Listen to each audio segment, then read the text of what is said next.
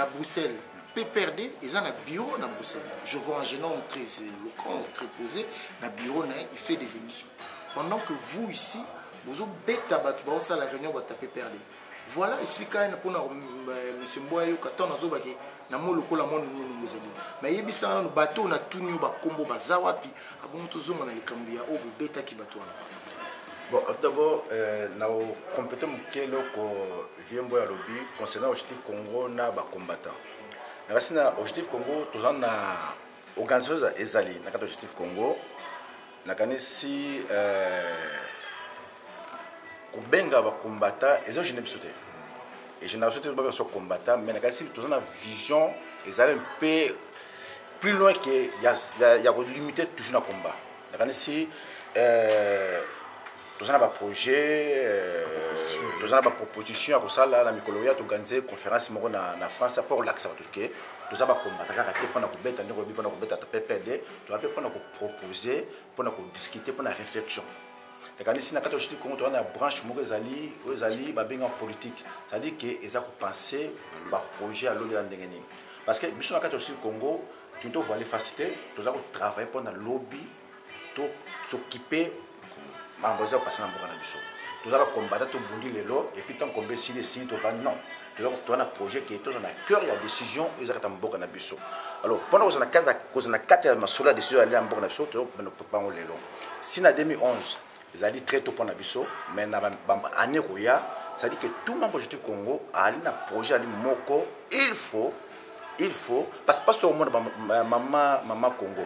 Ba vieux tout le monde na kati ya mboka na biso et aussi la question tozana banda na 8000 km et aussi la tika na ba marche na balabala et aussi la tika na ba critique et aussi ceux qui biso to initiative to qui s'y passe na terrain to bi que psycho to côté na système to travailler tout la musique congolais au biso monde au biso to prendre na banda to tshaka mboka na biso ezali façon to aussi ça bloque bien na mboka na biso kasi et ali projet moko toujours travail malembe na mikolo koya na kasi to bato be ba ko kamoka ba benga ba combattre ba voyu ba tout wana ba titre to wana aussi là tap to monde ça na moment pour présenter ba projet sérieux à société pour na ba congolais na kasi mikolo to benga ben to so abino pour ça na question oyo ba kombo na tout ba kombo tangi na kanisi biso ba congolais obi to za peuple moko to fonctionner en émotion on y a to vivre en émotion. La subabi ah kuna na matete loko mesami surtout to parler si matete au moins na ba Facebook na ba internet tout ba matete ça dit si je pense que monsieur to bossa na biso au moins na kanisi na li mai place na baloba za wapi na kanisi o eza concerné biso to bandaki lito yo ça fait longtemps to na terrain toujours bunda toujours na terrain au moins il y a des différences entre fusée et avion au moins ba to ke na likolo mais ba mataka ndenge moko te avec matériel traînement qui n'a savait décoller mais faisait que n'a pas moko mais ba retour na za ndenge moko pété kana si bon na kata combat na bisopé ça dit que ba tuna tabima na sens na bango na ndenge na bango bon so za ko bima na façon que ba s'afficher ba tirer attention à bateau ba libanda na angle mususu ba benda bango la banini ba so ko bunda na kata na ki na sushi ya mboka ça c'est que les blocs au moins na DVD ya na DVD mama Congo ça dit que ba ko mona ngosu na Congo ça ma société ya beta pe belé na bango bozali ensemble bien bozali si en tout cas tous ensemble ça dit que tous ensemble mais bato na quoi na bango na organisation na bango mais ça n'empêche pas que ceux qui loko moko ezali pour intérêt ya général ya surtout tout ça na retour à tout vente solo mais o intérêt salaka na quoi na ye o ça connaît tout bien moté o surtout o ya biso to qui parle toujours o ya biso. Alors président na zongo le na question na zongo le studio na moni Nathalie na mandeko na biso ya Congo number 1 dont je salue Francis Kakombe merci pour la collaboration na moni émission moko na Bruxelles PPRD za na bureau ils na mukunzi wa soki par na makambo ya PPRD aza pena na bureau na moni pe batambolaki balobi ki bango yeyo bazo exister baza na ba drapeau ba foulard il y a PPRD dans la démocratie. Alors, qu'est-ce qui s'est passé? Bino Awa à Paris, PPRD, je vous annonce que il y a une réunion là-bas, réunion privée, dans la salle là-bas, les combattants, Bayaki, quand je lui pose la question, parce qu'il y a un et s'il plus jamais, quand je vous dis que bêta, c'est physique, bêta ma kofi, ma portable et tout. C'est qu'on comprend plus. Mais regardez si PPD a parti et bimi les lotés. Ça fait plus de 10 ans PPD là. Et en France c'est là. Sur la France, on a bio, c'est-à-dire va organiser dans le niveau France, va organiser on a problème là-bas. Il y a problème là-bas. On a si il a pour la première fois on a que PPRD dans le niveau France ça là qui est un peu menacé, nous on a une image. Parce que. Oui, effectivement. Beta maki, il a préféré on a sonné partout. Pour mes aligner. Alors pourquoi na Bruxelles bazan un problème té? Donc na Bruxelles ba combattant bazati. Ah, si na Bruxelles. Alors qu'est-ce qui se passe? Na Bruxelles combattant ba aller. C'est-à-dire que premier aller Chicago, au moins ils ont exemple France, États-Unis, justement France na Libye.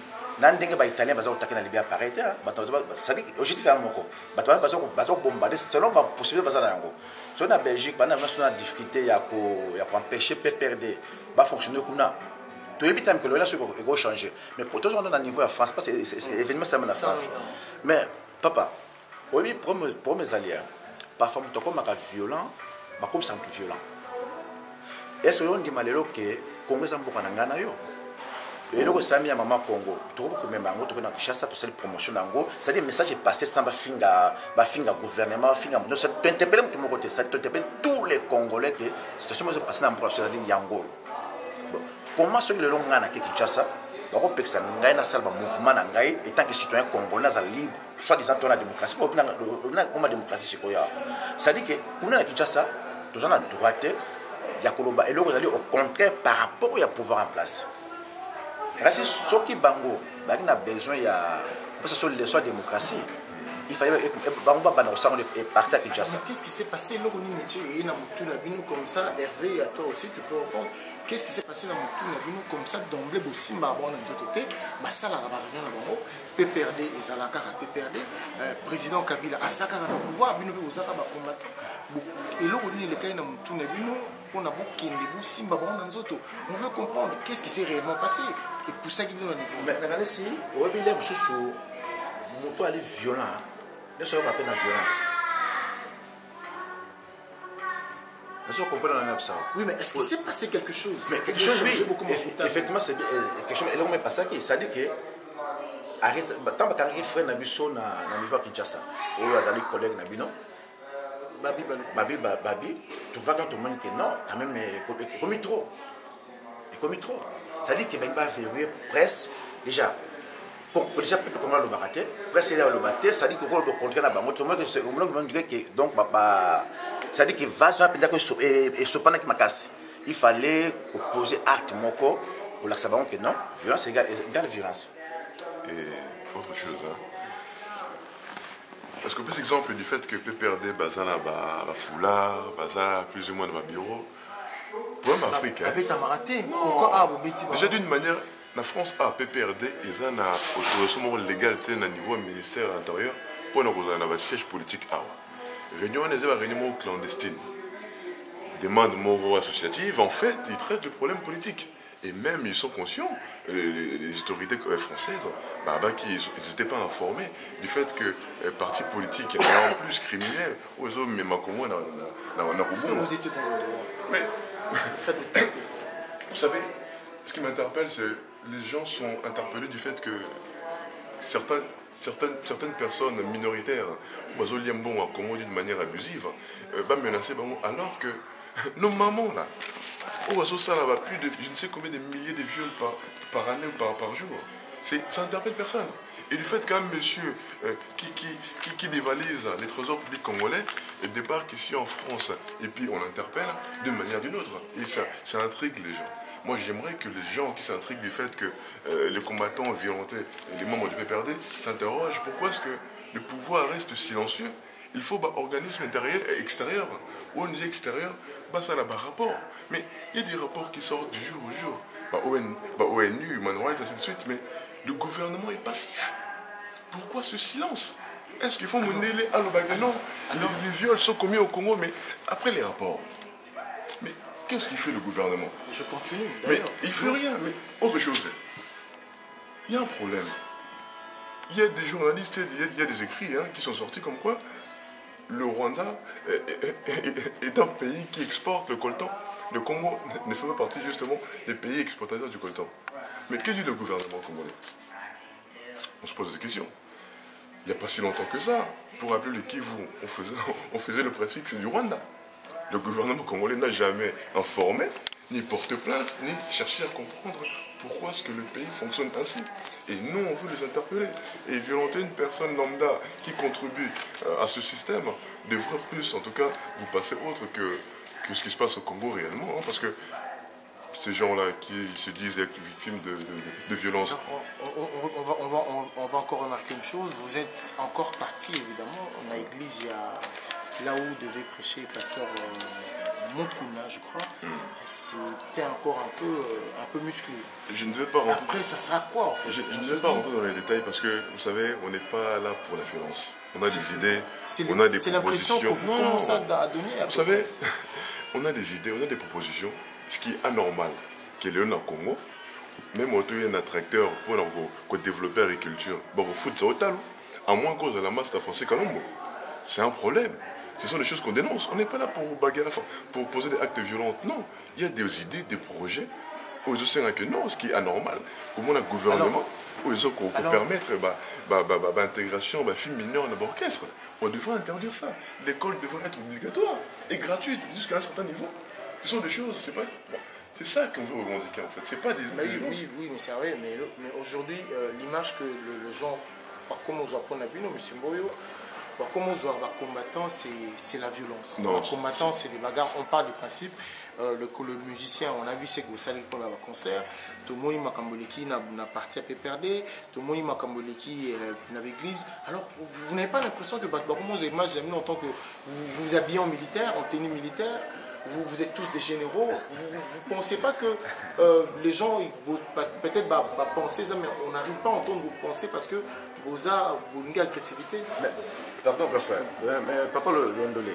Regardez si, sur le temps de notre dernier évangile à Jésus, Jésus a un évangile très simple, avec le libérer les captifs. On a besoin d'un évangile où il y a libération. Dernier évangile, Jésus a un évangile à libération. Mais ce pasteur me connaît, ce évangile, il a gardé le silence et tenait combattant pour vous. Les évangiles, ça c'était l'autorité vient de Dieu. Ça c'était, premier allées, pasteur Mokona. Si on a besoin de passer l'évangile, où est la guérison miracle, ils sont en France quand même. Si le long de notre courrier, pompier, il y a un bango, je suis sorti de l'hôpital. Mais ce qui a besoin, à que ça on a Kinshasa, maman, place qui s'y allait. Place il y a docteur balité ben fien balité on a besoin il y a don il y a guérison miracle wana so on a besoin il y a multiplier finance à quelle banque du Congo place on a difficulté bongo à quel point poser ma boko à multiplier ba dollar ba franc congolais moni ça dit que bilo ba ko sa na Congo te ba ko sa na France na ba na est ba ko souffrir ba femme violée ba on a besoin évangile ba zo paix du cœur toi on a besoin na ah tu vas passer na biso. C'est ça le problème. Le sadique est bon, on va bosser dans la piste. Place, il pensa pour oser la bango, on va place on a été. Place, on va oser la mode, on va se retrouver place. C'est ça le problème. Alors, M. Mboyo, il faut rajouter quelque chose? Oh oui. Oui, puis l'émission est vraiment intéressante. Mais, ndenge kaka bandeko balobia wa, tous un pays où ils allaient régir na ba droit, na ba obligation. Ce qu'on m'a façon de se tozolo banayoa, dans un comportement mon côté est signoté à bavoyou. Non, ils en ont sauté. Mais violence se joue dans la source. Problème nabiso autocommune à yango, ils allaient éveil, il y a conscience que bande ko nabiso na mboka, bazana na moyen pour s'exprimer. Tant que moto azo ko s'exprimer, ozo ko kileye et ko tinda kaka un jour accumulation a explosé. Et bolobi démocratie. Kabila les cas qui na démocratie. Mais l'objectif n'a pas été Kabila dégage parce que tout le monde est abusé dans la démocratie. Si c'était la démocratie, dans le complot international na bango, ben bazana boloko tina lelo. Tina lelo ya zana boloko. Pas dans makambo ya politique.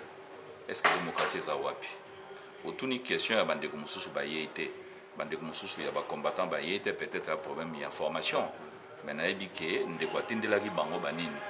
peut-être il y a un retard et il y a une question il y a temps peut-être il y a un zéla mais ce qu'on moni bien de Kongai baza na mboka biso tozali awa biso tovotaka te ya diaspora bayaka nini kosala awa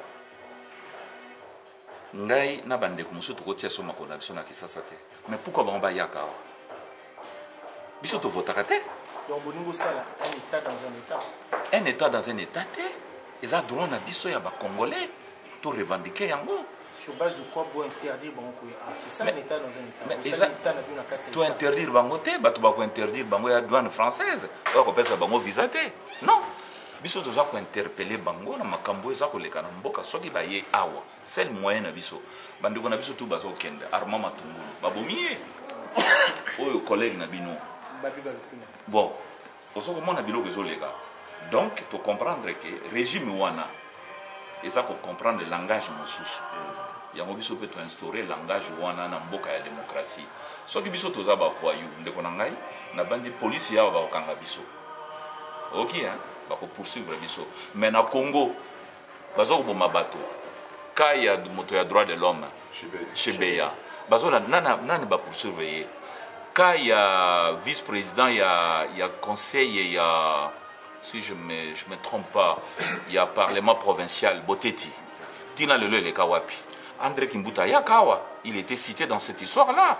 Nani a betaillé. Congolais a violenté. Et l'Oba, Bango Rwandais, qui biso to lingaka basi, Nandombolo, na ba BMV. C'est ça. Mais un jour, Bakozala est surpris. Parce que biso to ana poto, to eu conscience mosusu. Au bazana gouvernement on a bautaki l'étranger bazaki na mboka te donc baza ko étouffer bato ba s'exprimer te mais biso tozala to na liberté ya ko s'exprimer donc to lingi tata wana alongwa complot na bango international les amakasi to lingi mboka na biso to sala vraiment to tia ba droit na vraie démocratie et quoi na mboka.